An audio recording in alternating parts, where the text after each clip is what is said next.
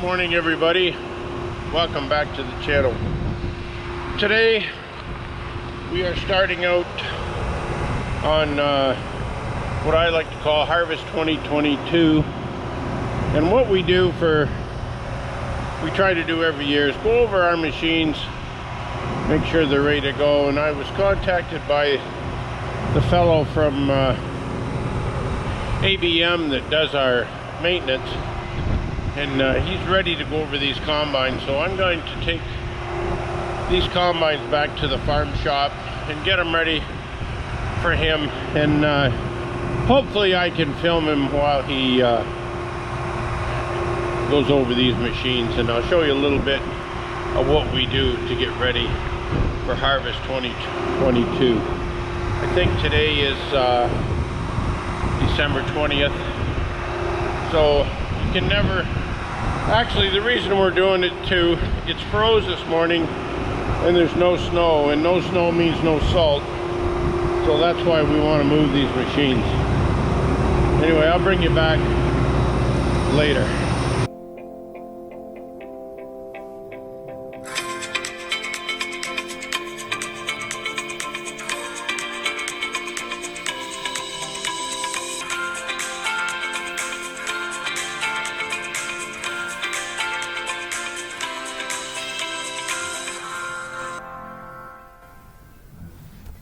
Well, it looks like I safely made it back, and not by much. As you can see, this thing just fits in here. I thought this building was big, but this combine takes up a lot of room. Anyway, we got her here with no problems, so I'll bring you back when he gets out here to do some work on it. We'll get the guards off and whatnot, get it ready for him if we can, and hopefully this won't take long. I don't think it needs anything, but we just like another set of eyes to have a look to see if there's something that needs replaced. So that's all we're trying to do. Well, we're out here this morning. TJ's here. Good morning. How are you, TJ? Good. And what TJ's doing is going over the combine like I talked about earlier, and he's going to tell us about what's going on and why we're doing it and how many hours and all that good. So what'd you find out about it, TJ? Well, I just got started. We have about a 300-point inspection to go through. We check every belt, nut, bolt, and piece on the combine. And what we are trying to do is accomplish less downtime in the fall. By doing some preventative maintenance and an inspection, we can address the problems in the winter time when we have lots of time to do this kind of stuff. And plus it's warm in here too, and it's cold outside. It is nice in here. I may have turned the heat up. Well, that's what we gotta have. Like, we don't like downtime. So what are you finding? Well, so far I've peeled all the shields off. I've just started on the feeder house. It needs a belt and a chain, and there's some damage up at the back of the feeder house here that needs to be fixed. But other than that, so far. So this combine, you check the hours? How many hours is on it? It has 1,153 hours on it. Thrashing hours. Yes. Well, that's what the screen told me. Yeah. Well, it should be right. And it's not necessarily with machines this new. You don't look at the hours. You look at the acres harvested or the bushels that it's put through it. And it keeps track of the acres? Yes, it does. Through that little tiny screen up in the cab. Amazing. You're at 14,570 acres. So we're just getting her warmed up. Yeah, well, essentially. We're wore out. But other than that, they look good, but until you go through them with a fine-tooth comb, you don't really know what you got. So let's go around the combine, and you can show us kind of what you're gonna look at. So we've got our drive chain here. We need to look at the front drum here. Are our bearings good? Do I see anything bent? Any damage? is the chain stretched. We're allowed 3% stretch on chains is what's considered wore out, which isn't a lot. So what you would do is, and actually it gives me the spec on how many millimeters between links, and it says anything. So on this particular chain, we're 41 millimeters on a new chain. At 43 millimeters, She goes. it goes. Which doesn't sound like a lot. You haven't measured this one yet. No, I haven't. So I don't know if I got to buy a chain yet. It can add up really quick. But anyway, we can head down this side. We're going to check the drive line, shaft couplers, transmission, final drives, all our belts, bearings. Every belt gets loosened off, and every pulley and shaft gets checked for play. It's quite an involved process, but it's worth it in the long run. Yeah. Well, that's why we're doing it. Yeah. And same thing, we've got our clean grain elevator here. We're going to check the chain and the paddles. We're going to make sure all the paddles are on the elevator. And the chain is also not stretched and our sprockets are in good condition. You put a new chain on used sprockets, It wears the chain out. it wears the chain out. And faster than you would think. Yeah. Unfortunately, the top one is way up there. That's, as the day goes on, I'll move up. Same thing for our tailings elevator. It doesn't see the load that the clean grain does. No, it wouldn't. So it doesn't wear out, but the clean grain one takes a lot of, especially in 200 bushel corn. And it's going straight up. Yeah. You know, that's a challenge. Same thing, we check augers for wear. That one's not bad. It'll probably get you another year. What we're doing is the auger wears, it gets sharp. Yep. I always say if you can slice a loaf of bread with the auger, it's time to go. And one thing nice about augers, all we got to do is call Elmer's Flighting. And away you go. And I saw that in that last video. And if anybody hasn't seen it, go back to one of our old videos. We were at Elmer's Flighting and they have them in stock. Yep. I'd love to get one of their augers and shove in this thing. And most of the time, their augers are heavier. Yes. What they, yeah, like they say, build the bitch heavy. Yep. Anyway, Yeah, we're gonna load test the batteries. that was for Joey. All the rubber bushings on our shakers need to be checked. The chopper, are all the knives on the chopper. If a chopper throws a knife, even one, that combine will shake something fierce. Yeah. And you wouldn't believe it until you've experienced it. Like you swear the machine's gonna fly apart because one knife is missing. And this one's nice because it folds up. Yeah. Same thing with the chopper drive system. Bunch more belts on this side, gearboxes, more shaker bushings. Here we're gonna get into, we'll drop a concave and a separator grate and have a good look at the rotor, the separator fingers, and the rotor pucks. And make sure nothing's wore out there. And your whole unloading system. Alrighty.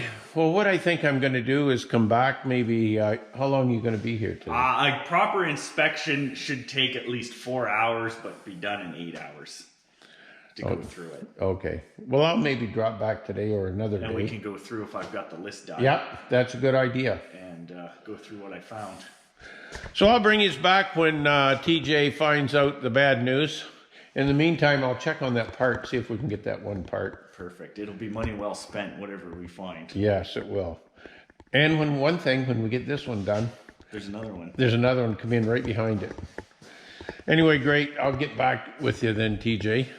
Okay, it's now Friday afternoon, and I'm back to the shop again. TJ, I'll take my mask off so you can hear me better. TJ has been out here working on this combine. This is actually, it's Christmas Eve, believe it or not. And we're not sleeping. We're at her. And TJ's been out here all day. Yeah, pretty much. And he's going to go around and tell us what all he's found. And go ahead, TJ. All right. Well, it's nothing major. It's got a very good home, apparently, judging by the damage on it. Not some chains. Chains are normal. We talked about that earlier. 3% for stretch. doesn't give us a whole lot. We got some bearings in the front drum that are loose. Not a big deal. Needs a belt on this side here. And TJ's painted that belt so that we won't forget. That green was the only color you had on the bench. John Deere green. That's funny that we would have that. Do you want to tell us about the rotor over here? You got it tore apart. Well, I've got it open. There's nothing... Judging from the hours, the wear on the rotor is acceptable. There's no visible damage. It looks like somebody has put the threshing elements in it, which this here is what does all the action. That's what threshes your crop. And they look to be in very good shape. And we've got the round bars in it that we use for corn and beans. Yeah. And we'll pull those out and put Small wire. small wire in for wheat. Because that'll be the next job that it'll do.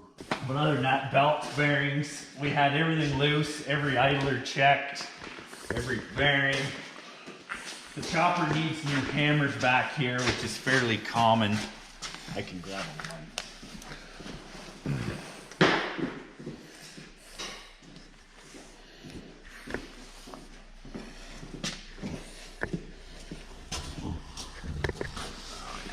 Our ends here are getting chewed off. That one there's got a big chunk out of it. Just in general, they're wore out. And there's bushings in them too. Yes, right here where they pivot. There's a bushing right there. So until you get them apart, have a look. It's probably going to need bushings and knives. There was a tie rod end out on that side for the steering. Everything looks good in the engine compartment. It does need a new clean grain elevator chain and sprockets. So there's paddles on a chain that go all the way up to the very top into the grain tank. And they go straight up too. Takes Straight. every bushel. Yeah, every bushel that this machine's processed has gone up that elevator. So, and then a few idlers on this side are loose, and we'll change them and get it back into ready for the next season. Ready to get at her. Yeah. So when you're doing maintenance like this is what I call preventative maintenance. We are going through the machine to find out what's wrong before it's an issue. Now, there's three different kinds of maintenance. We have reactive maintenance, which is run it till it broke. That's my favorite way. Downtime. So it kind of, and every operation's different depending on how big your farm is. Some people, reactive maintenance is how they run. They run until they can't run no more, stop and fix it. Preventative maintenance is what we've done. We are addressing the problem before it happens. And there's also something called predictive maintenance, which is based on experience. For say, we know the front rotor bearing is going to go at this amount of hours, so we change it before that happens. Change it anyway. Yeah. And I like comparing it to water pumps on engines because that's a great predictive maintenance. You should change the water pump before it fails. Because after it fails, it's too late. Well, yes, after it fails, it's too late. And that's something not everybody checks often either. Yeah. Did you check ours? It is driven off the camshaft and without dismantling everything. It's not leaking. Oh, okay. Yours is concealed. It's not on an external water pump. It's internal. Usually about 5,000 hours, I'd say I'd want to be checking that. Yeah. Anything else? No, that's other than you guys are going to change all the oils in the gearboxes and the final drives. Other than that, TJ, you have made us a lot of work here. Anyway, that's good. Anything else? no, just You're happy? have a Merry Christmas. You're going to be ready for the next one? I'm going home to have a big supper. This video probably won't be out till the middle of January. I'm not sure when Cameron's going to put this up. It's up to him. Depends on what I do for filming.